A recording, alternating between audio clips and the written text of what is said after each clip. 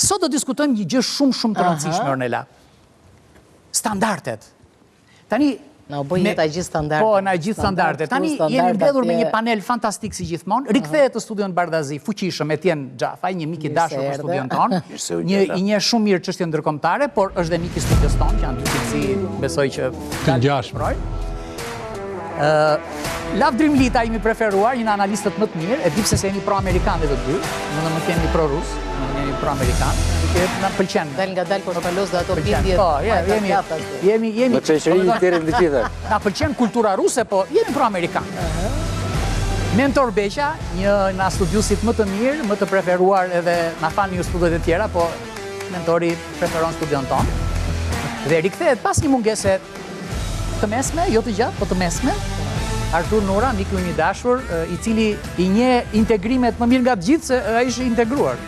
Domethënë funksionon me Italinë, siç funksionon me student për 20 vitesh. Po. Ka defekt që rri më shumë Shqipëri. Ka, do ta rregullojmë. Defekt madh. Tani po, tani. Çka ka ndodhur me institutin austriak? Po thuaj. Një të arnjaca austriak, edhe një të parë si i bëjmë punët ne këtu. Për shembull, pan si bëjmë byrek, gjëra kështu, këto i pan. E than, duhen 100 vite, than, 100 vite që të kapi standardin e infrastrukturës. Po, duheshin 66 vite për të kap standardin e qeverisjes. Than ata, austriakët. Kush e di ç'pan ata? E të tjera, i koputën ca vite, këtu ja kemi 53 vite për ekonominë. Na pas kanë varrosur këto austriakët. Kush e sponsorizon të këtë? Po se di fare, nuk e di, mos kanë qenë rusët. Mos kanë qenë rusët. Mos kanë qenë rusët. Kanë para ata të vërtetë nga dhënë. Saliu e ka këtë. Të vërtetë nga dhënë. E beson ti? E beson? Shoqëria e hapur e financon projektin. Po? Sorosi. Po. Kjo ishte pas keni bërë autogol. Të se dia këtë.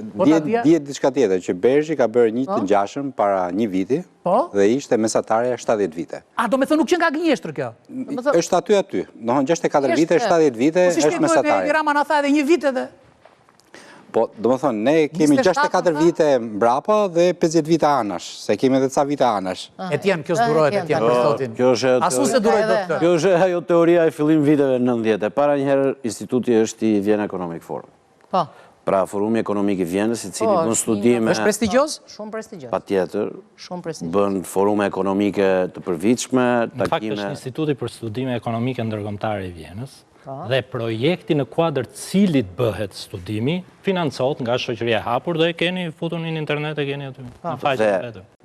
Dhe mesatarët dhe ndryshoret aty janë sipas disa indekseve që janë nxjerrë për drejtime ndryshme, pra socialet, arsimimi, zhvillimi ekonomik, të ardhurat, që sigurisht është edhe ajo që i prek të gjithë, nuk janë mesatarisht 64 vite, sepse një pjesë... Po, ka dhe me 30 ca, me 20 ca... Ka dhe me 2, ka dhe disa që i kemi kaluar, si për shembull digitalizimi, apo arsimimi i krahut punës, në varësi të çdo vendi bëhet kjo, për 6 vendet e Ballkanit perëndimor, dhe unë mendoj që si gjitha indekset e tjera, siç ka qenë dikur Doing Business Report e Bankës Botërore, duhet marrë së pari me një gram rezerve, por së dyti me një analizë të thelluar për të parë se si është arritur tek ato përfundime, sepse dhe gjitha këto janë llogaritur në bazë të rritjes historike deri tani. Deri tani? Po mund të ecim më shpejt? Po patjetër, se në momentin që plani i zhvillimit Bashkimit Evropian vihet në punë për ekonominë dhe sektorët specifik, si për shembull infrastruktura, që ishte një nga ato sektor në cilët ne kishim mungesa të theksuara dhe prandaj po investohet dhe prandaj duhet investuar akoma më tepër. Po ecim. Apo në momentin po ecën, po duhet të eci edhe më shpejt. Suksesi më të madh qeveria ka në bujqësi. Ai shumë i mori ata fondet e BE-s sa çunat u kënaqën në Tiranë dhe në qytetet e tjera. Duhet fondet tipa dhe i part të bujqësisë që ju jepen fermerëve nuk ekzistojnë. Ne duhet të gjejmë gjithmonë pse jo. Unë them që duhet të gjejmë pse pon. Pra duhet na shërbej ky studim dhe gjitha studimet e ngjashme me këtë për të marrë masat e tepër. Artur, kjo është gjithmonë, po duhet shikojmë çfarë punësh do bëjmë më mirë dhe më tepër. Rumanisë dhe Bullgarisë janë vende të Bashkimit Evropian me drejta dhe detyrime të plota. Standardet edhe aty besoj që do dalin nuk e di në ka studim. Po pse Greqia kur u fut 40-50 vite edhe ato pas. Qofse do i referohet. Portugalia kur u fut e zhvilluar të Bashkimit Evropian, i cili ka shumë studime, ka dhe shumë sugjerime geopolitike për të funksionuar jo, Artur, ajo që më bëri përshtypje mua të studimit, se e lexova tek portali Faktor i PL i lavdrimit. Më bëri përshtypje se unë isha bërë shumë optimist nga ajo Van der Linden, si e ka ajo. Ajo tha që Shqipëria ka ecur me hapa të pa imagjinueshme. Unë e dëgjova me vesht e mi. Pa dushim, ja lexova unë në profilin e saj. Tani kjo më trëmbi çik, mentor. Në Instagram. Ti praktikisht studimet objektive, këto janë studime me karakter objektiv, janë studime empirike. Natyrisht që ka një metodologji të caktuar, mblidhen të dhënat, grumbullohen dhënat, ka përfaqësues nga të gjitha vendet, përfaqësues nga Shqipëria është një kolegu ynë, s'po e them emrin. O e di unë kush është, më do s'është Dritan Shano? Po, në projekt. Shano, ti na ke bërë këtë studim. Po na ndoqim, ku është kam. Nga ty e kemi përshjesh. Pra, dhe po nuk është studimi i parë i këtij karakteri. Natyrisht që metodologjitë ndryshojnë, por studime për konvergjencën e standardeve ka pasur gjithmonë. Dhe natyrisht që vendet e Ballkanit Perëndimor janë shumë larg në konvergjencë me standardet e Bashkimit Evropian. Pra me mesataren e Bashkimit Evropian. Po tani kush po gënjen këtu? Po gënjen ajo që është komandantja e EBS apo po? Jo, duhet parë se cila tregojnë interesat gjeopolitike të Perëndimit. Erion, ka dy gjëra. Raportet e Departamentit të Shtetit e nxjin qeverinë dhe Shqipërinë në disa aspekte, në trafikun ndërkombëtar. Ka qenë gjithmonë si fjalë ajo. Kur vjen sekretari i Shtetit në Tiranë, thotë që ju keni qeverisje më të mirë, keni kryeministë më të mirë, sepse ka bërë disa punë për Ukrainën, për lindjen e mesme, për Afganistanin, për Pakistanin, për Indinë, për rajonin. Pra, një gjë janë institucionet, një gjë janë figurat politike. Është fakt që Greqia, kur u integrua në Bashkimin Evropian, i kishte falsifikuar statistikat. Dhe kur ndodhi kriza ekonomike në Greqi, ata zbuluan të vërtetën, tha, ne e dinim që ju kishit gënjur dhe kishit falsifikuar, siç ka ndodhur me korrupsion në Rumani dhe në Bullgari. Çështja është kjo që kjo metodologji natyrisht që vlerëson të dhënat historike. Dhe nuk merren parasysh faktorët egzogjen. Qose do marrim rastin e Bullgarisë apo rastin e Rumanisë në rastin më të mirë.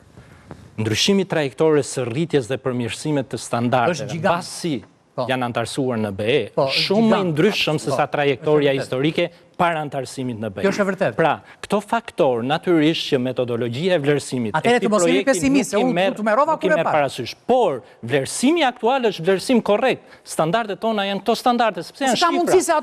Ne po na hapen kapitujt për ditë valla. Për ditë ata u vinë, se ata që vinë nuk janë edhe ata që s'marrin vesh. Natyrisht që ka vlerësim, po të marrësh edhe kapitujt e hapur. Dhe të marrësh benchmarket që janë përcaktuar për hapjen e kapitujve, paka shumë ka një përputhje edhe me vlerësimet që kanë bërë nuk ka gënjeshtra. Edhe kuptimi intuitiv mbi standardet tona është pothuajse në përputhje me dhënat që ne kemi nga instituti. Por kjo nuk do të thotë që në të ardhmen zhvillimet të jenë shumë të përshpejtuara dhe konvergjencat jetë më e shpejt. Kuptova. Pra, thelbi besoj unë i asaj që thamentoj në mënyrë akademike, është që gjithë ky proces i hapjes negociatave do na shërbej për të djegur etapat, për të ecur më shpejt. Patjetër. Dhe prandaj vjen edhe me fonde, prandaj vjen edhe me konsulencë, prandaj vjen edhe me monitorim të vazhdueshëm në çdo moment për secilin nga të 33 kapitujt dhe 3 kriteret. Pra, ky është një proces i cili synohet të na përmirësoj. Ky vlerësim, sigurisht, ajo që mora unë është disa nga ato ku ishim divergjent. Pra, ku shkonim pak kundër rrymës të vendeve të tjera. Po ne nuk kemi vetëm se marrim shembullin e Rumanisë dhe Bullgarisë, që në fakt nuk janë shembuj më të mirë të antarëve të Bashkimit Evropian. Mund të marrim Kroacinë dhe Poloninë, apo vendet e Balltikut, apo vendet e Vishegradit, pra jo, në mora rastin më pesimist, Bullgaria. Rumania natyrisht që është tjetër. Po Kroacia është bërë pjesë e Bashkimit Evropian e fundit, në 2012, pra pas Rumanisë dhe Bullgarisë, dhe ka ecur goxhan përpara. Po Kroaci kanë kërkuar më shumë standarde kur u fut. Patjetër, dhe ne do na kërkojnë më tepër dhe ne duam të na kërkojnë më tepër, sepse sigurisht duam që një kohë sa më të shkurtër të zvoglohet kjo distancë. A jemi gati ne shumë i qetë njerë? Jo, dakor. Ke nevojë për një kafe nam? Jemi shumë afër, nuk jemi përballë. Ke atë punë e lajtizë. Po të duar se kemi... A jemi gati ne për të përthithur fondet e Bashkimit Evropian? sepse ne kishim procesin e Berlinit, ku Serbia çonte 30 projekte dhe qeveria shqiptare çonte një projekt. A jemi gati për përthithje? Sepse ne kemi fondet e fermerëve që nuk dijem se ku kanë shkuar, ose më mirë, e dijem që kanë shkuar në vila në Palas, por nuk kanë shkuar tek fermerët. Në vila në Palas, kanë shkuar në një projekt specifik atje, tani të lutem. Ka shkuar të ishkë për shkjaku i Kavajës. Kjo historia e përgjithësimit, është besoj unë nëna e gjitha të është në nëhetim ajo. Ne të gjitha janë në nëhetim dhe të gjitha duhet të jetojmë. Jam pezulluar. Fermerët nuk marrin dot fondet e Bashkimit Evropian. E di shumë mirë besoj. Je informuar. Edhe një herë. E gjitha kjo është pjesë e atij përmirësimi që duhet bëjmë gjithë bashkë. Po kjo nuk do me thënë që ta ulim nivelin e diskutimit në vilat në Palas. Jo. Janë hedhur në disa... Po ka marrë 300.000 euro më zotëri, si që kanë shumë pak atë sa mendon ti? Tani, edhe një herë. Pse ka marrë ai për ndërtuar vilë? Po më shkonte për fermerët. Po sepse nuk e ka marrë standard. Do bëj vit tapa. Është standard evropian. Mire ka. Dhe duke i kthyer ata që kanë bërë shkelje dhe nuk kanë bërë shkelje vetë. Janë 24 ata që kanë shkelur. Dhe AZBR-ja dhe Ministria ka mbyllur sytë dhe i ka futur gishtat në vesh. E gjithë historia është, shikoni, Shqipëria sot, këtë vit ku jemi, do të mbledhi më shumë para, do të tërheq më shumë fonde nga Bashkimi Evropian, se sa kur ndonjëherë në historinë e vet, edhe pa planin e zhvillimit. Amin. Që do me thënë që është ka problematik. Kemi staf më të përgatitur, kemi njerëz që janë trajnuar si duhet apo se duam ne? Patjetër, sepse ne kemi pasur një proces të cilin të gjithë Italia për shkak ka një problem të tillë. Nuk është në gjendje të thithë të gjitha fondet e Bashkimit Evropian. Edhe jugu i Francës, edhe jugu i Spanjës se kanë të njëjtin problem dhe kanë dhe ata abuzime. Se ndryshë nga Italia është pyetja, kemi marrë njerëz të duhur. Sepse ne kemi marrë një angazhim që deri në fund vitit 2027 të mbyllim negociatat teknike. Që do me thënë që duhet të kemi të gjithë mekanizmat institucional dhe ligjor që ti tërheqim këto fonde. Sepse ne duam që ti djegim etapat si që kemi bërë deri në këtë moment, ku nga vagoni fundit për Bashkimin Evropian i Ballkanit Perëndimor, sot jemi në të parin dhe prandaj na përmendi. Fondet do të rriqen për ata që janë në nevojë apo do të rriqen siç u Fondet të rriqen në bazë të programeve. Një pjesë e tyre shkojnë për financim të buxhetit të drejtë për drejtë, një pjesë shkojnë për programe specifike si... Pak me këm në tokë se deri tani po flisni me fjalë bukura ndërkombëtare... Duhet ulim karriget atë. Po, jo, nuk i ulim dot karriget. Këm kryq. Si jetojmë ne shqiptarët? A mendon se niveli jon i jetesës është në një standard me një europian? Se nuk e diti, uji është europian. Ajrin e kemi europian. Po këtë, si do e ndryshojnë? Unë mendoj që ka një diferencë të madhe edhe mes qytetarëve të Suedis me ata të Greqis, madje edhe mes qytetarëve të Italisë të Veriut me ata të Italisë të Jugut. Nuk është relativizim. Me një qytetar europian ose... vëndeve. Dhe është... A kemi ne ato standard jetese që minimalisht është në Europë, sot e kemi ne në Shqipëri? Minimalisht, do me thonë qëfar? Po pra po. Raporti arsimin, shëndetësi, nuk e ke Europianë ti? Nuk e përcakton. Kemi kaluar. Kemi kaluar. Ka një kemi kaluar, jo? Nëse ne diskutojmë në kur raporti thot që e 100 vite mbrapa në infrastrukturë, ne dim që infrastruktura është primitive tani, ne nuk kemi nevojt në thot raporti, dil në rrugë, ti din që infrastruktura jonë është primitive. Je vetëm i vend, je ndër vetëm, unë nuk e di nëse ka rast tjetër, që nuk ke një infrastrukturë të transportit e kurudor. Infrastruktura është primitive, kjo nuk është e vërtet për rrugët. Absolutisht, unë besoj standarde. Po hajde shkojmë sot në Pulja, që është shtatfishi i ekonomisë shqiptare, dhe të shkojmë cilësinë e rrugëve atje dhe cilësinë e rrugëve këtu. Hajde shkojmë edhe në... Absolutisht, dalim i shojmë cilësinë e rrugëve.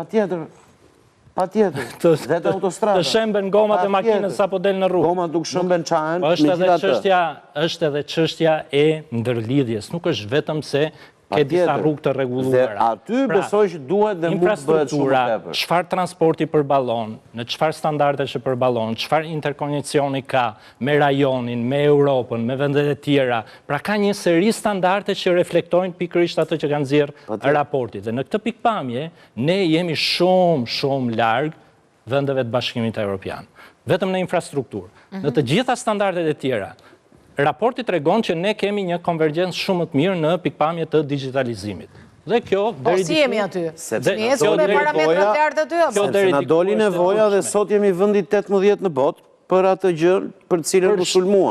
Tani, këtu të kjo, është mburur të kjo konferenca e fundit, ne jemi nga vëndet, që kemi më shumë sulme në botë, edhe ne përballojmë kibernetike. E tha, tani, ja futi kota po qa? Se ka dalë një rangim, ka dalë një tjetër studim, sepse ne në rast sistemi nga sulmet e Iranit, edhe pastaj Shtetet Bashkuara të Amerikës bën një projekt, ndërhyn, vendosën në dispozicion një fond të caktuar dhe kanë ndërtuar një strukturë të përballimit të tyre sulmeve kibernetike, e cila me sa duket i përballon në mënyrë të suksesshme. Por mbasi na ndodhi gjëma.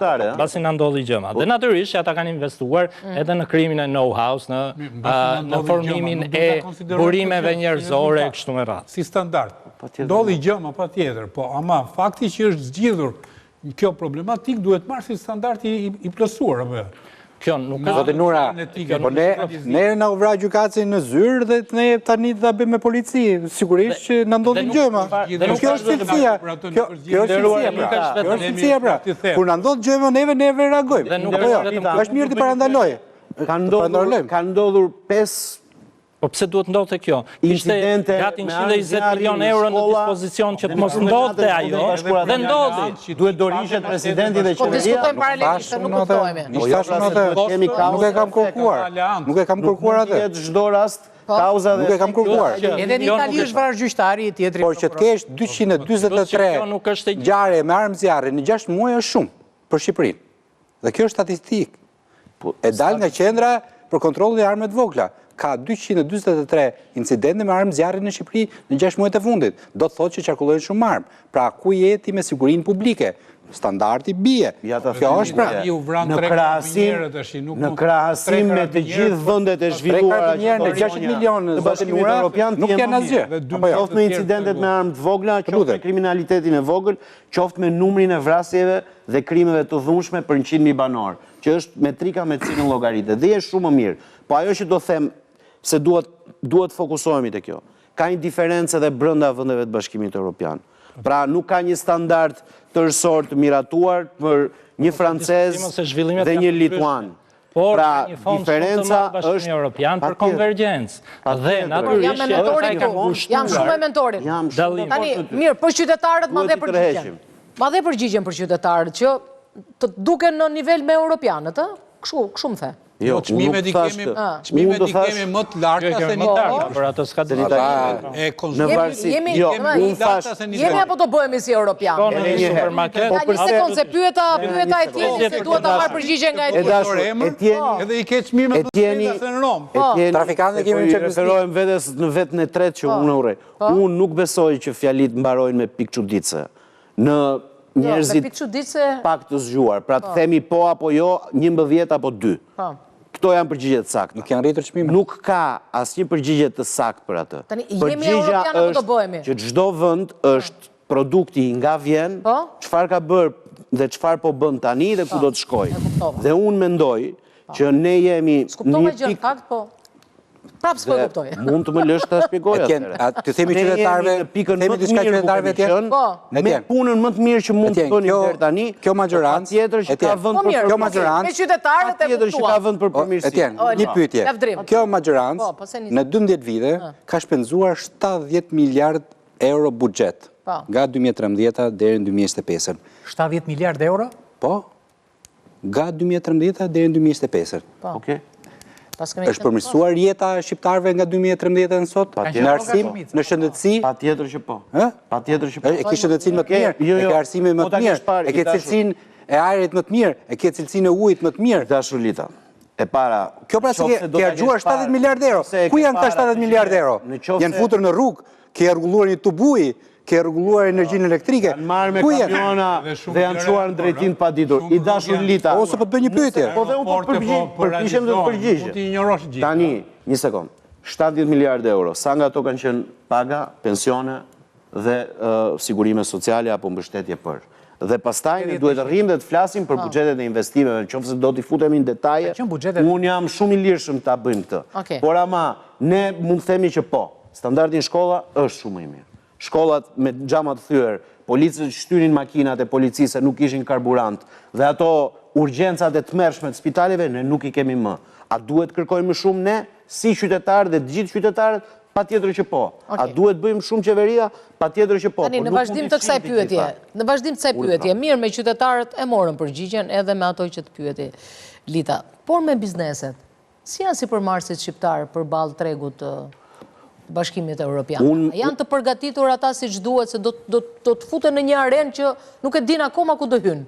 Nuk e din akoma nëse produkti tyre do konkuroj dhe nuk e din akoma në qoftë se produkti tyre do arrin të eksportohet, domethënë. Unë mendoj që kjo dhe ju komplimentoj që sollë, sepse kjo është një nga çështjet kryesore, besoj. Dhe që kemi diskutuar në Komisionin e Çështjeve Evropiane 4 vitet e fundit dhe që do duhet ta diskutojmë pafundësisht në çdo studio televizive. Është merita juaj dhe këtij emisioni që e ngrini këtë gjë, sepse është një nga ato çështje thelbësore. Pra është një nga ato që ose e bën ose e zhbën këtë gjë. Dhe patjetër që ka nevojë për më tepër përputhshmëri, më tepër përshtatshmëri, sepse të gjitha vendet e tjera që kemi parë, edhe ato vende që nuk kanë përdorur monedhën unike, pra euron, përsëri kanë patur një sfidë shumë të madhe nga biznesi. Çfarë do bëhet me biznesin?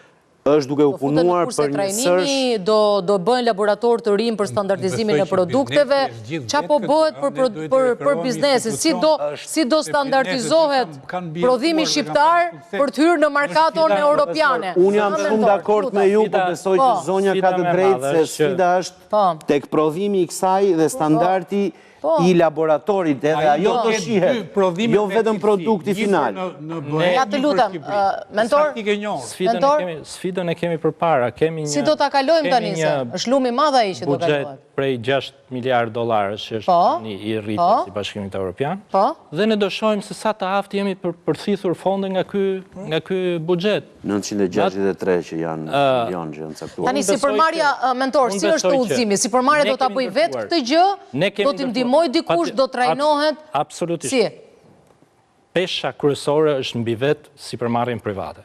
Nëse ne nuk kemi kapacitetet e duhura për të përfituar, ne do të përfitojmë më pak se sa tjerët. Kjo është e sigurt. Natyrisht që ne shteti nuk do luajë asnjë rol këtu, udhëzues, monitorues, edhe shteti të turizmit në nivel të caktuar me standard. Edhe shteti ka rolin. Ishte kooperacione italiane. Por, nëse nuk ke kapacitetet njerëzore që din të aplikojnë dhe të përfitojnë, por jo vetëm kaq, po të kesh një sistem ekonomik ku operatorët ekonomik janë të integruar me tregun europian, në pikpamje të zinxhirit të vlerave. Kemi ne operatorë të tillë ekonomik që njohin me standarde, sa kemi? Kemi një numër të mirë në disa sektorë.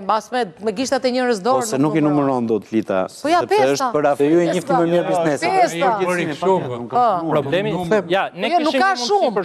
Realisht nuk ka shumë. Artur, duhet të themi të vërtetën se biznesi i dhënë, se s'mund të themi, Artur, nuk bëj fush me lule këtu tani se. Mos e bëj fush me lule. Ata që kanë bjetuar deri më sot do të bjetojnë edhe. Pse kjo është logjika? Po për ta sjell konkretisht. Survival story. Biznesi ka luftuar, do vazhdoj të luftojë me lugë brez. Dhe një shembull konkret. Turizmi në Shqipëri. Shembulli konkret janë fabrikat e inteligjencës artificiale, që jo fabrikat, po antenat e fabrikave të inteligjencës artificiale, të cilat do të vendosen në Maqedoninë e Veriut dhe në Serbi. Ne që kemi një konvergjencë më të mirë në fushën e digitalizimit, nuk përfitojmë dot. Pse? Sepse nuk kemi kapacitete. Dhe natyrisht që këto janë element shumë të rëndësishëm, veçanërisht të zhvillimit të ekonomisë të së ardhmes, sepse prania këtyre antenave të fabrikave të inteligjencës artificiale të rrit aksesin në inteligjencën artificiale, në mënyrë që ti pastaj... Po ne kemi diellën në kur tani dhe ti kundërshton. Kemi diellën si shpirt. Një sekond, do me thënë. Ajo është politikë informative. Fakti nëse antena... Një shembullin konkret, se ishte konkret. Janë dhe powerhouse të energjisë, janë ishte konkretisht që turizmi është një nga motorët më të rëndësishëm në projektet e qeverisë tuaj. Dhe në rritjen ekonomike. Dhe në rritjen ekonomike nëpërmjet turizmit, që një pjesë e shoqërisë paguan një kostër për këtë gjë. Se kur vinë shumë turistë të huaj dhe turizmi elitar ju flisni, çmimet do të rriten gjithmonë, edhe unë që bëja pushime 2 javë para 5 vitesh, bëj 1 javë tash pushime se kaq më pan xhepi im. Po duke referuar kësaj eksperience gazetareske. Problematikë ishin përfaqësuesit e Ministrisë së Turizmit, përfaqësuesit e Komisionit Evropian, përfaqësuesit e Kooperacionit Italian. Çfarë thonin për biznesin ato se ne për biznesin në turizmin përmbajtur. Si do standardizohen agjencitë tona? Ju referuan shqetësimeve të biznesit, institucionet e Kooperacioni Italiana dhe Komisioni Europian. I gjithë biznesi dhe drejtuesi që thanë aty, shiko, problematikat e biznesit i zgjidhin vetë. Ju duhet jo mor Artur, qa thua ti? Ta mbaroj Artur. Ta mbaroj dhe më thua e kam gabim apo jo. Pa mbaruar ti nuk e di çfarë do them. Si mundet të gjithmonë në ballë parë. Nuk e di çfarë do them unë. Ato i treguan shtetit që shikon, qoftë të flasim për turizmin, ne duam infrastrukturën në nivele europiane. Ne menaxhojmë vetë problemin brenda biznesit ton. Duke ju përshën, qoftë ju më sillni ujin, qoftë ju më jepni standardet e energjisë elektrike, e cila mos më hiqë me qef dhe pa qef. Të gjitha të tjerat i menaxhoj unë ta përfaqësuesi. Po, okej. Kjo tash është për ta. Po jo, ata thanë do t'i sjellin pra. Jo, se po staliniste, se staliniste.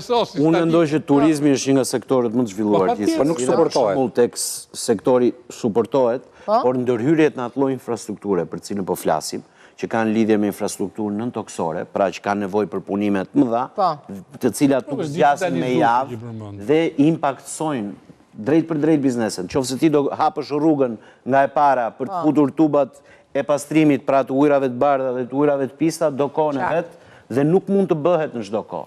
Dhe fatkeqësisht përkon me. E bukur është që parat ja që ta them këtu, parat janë dhënë, i kanë marrë ca njerëz që s'kanë bërë asgjë, edhe era e qel buratien atë 4 anë. Nuk është ashtu, sepse ne kemi planifikuar,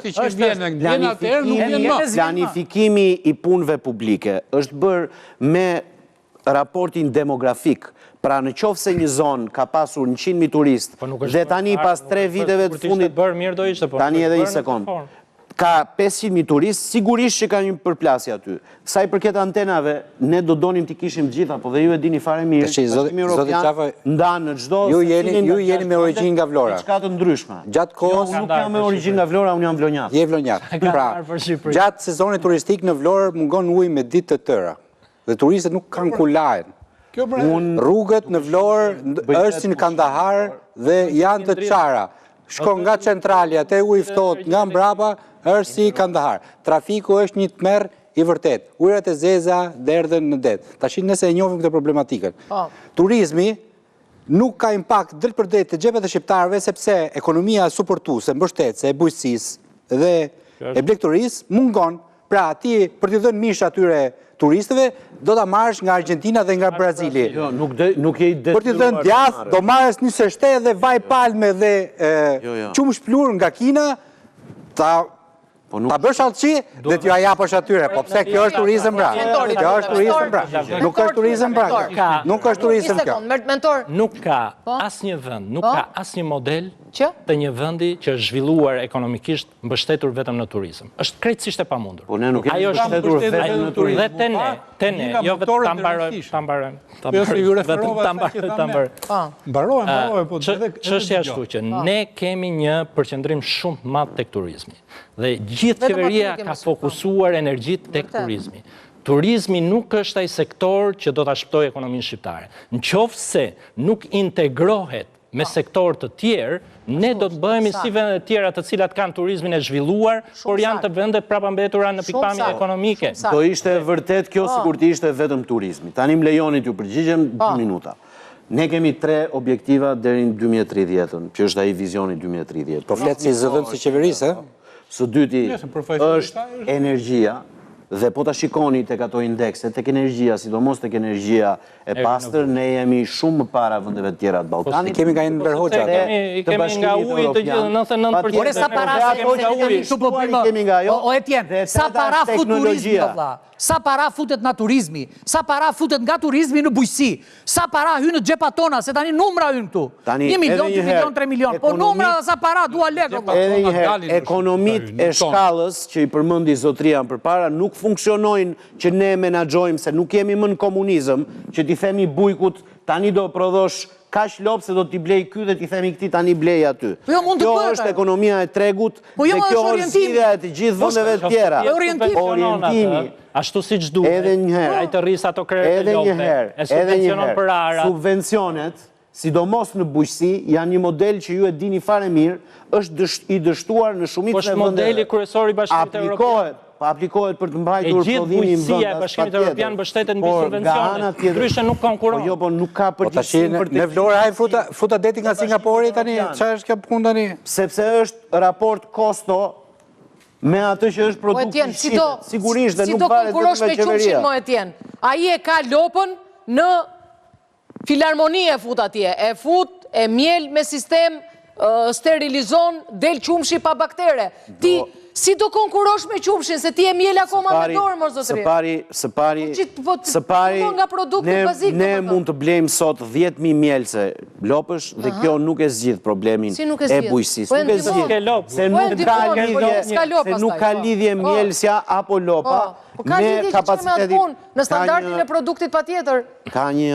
Ka një faktor shumë të rëndësishëm, që është aftësia një ekonomie, që zotria e përmendin përpara, po tani harroj, për të përthithur fonde. Pra, letë marrim arsimin, ne mund ndërtojmë dhe 60 shkollat tjera, po a kemi nxënës, kemi mësues, pra janë fazat, të tëra janë hallkat një zinxhiri që lidhen bashk, dhe nuk është vetëm tek numri lopëve, nuk është vetëm tek numri automatik. Ne kemi një strategji të zhvillimit të bujqësisë, e cila mbështetet në së pari njohurit e fermerëve, së dyti subvencionimin që ndodh me naftë,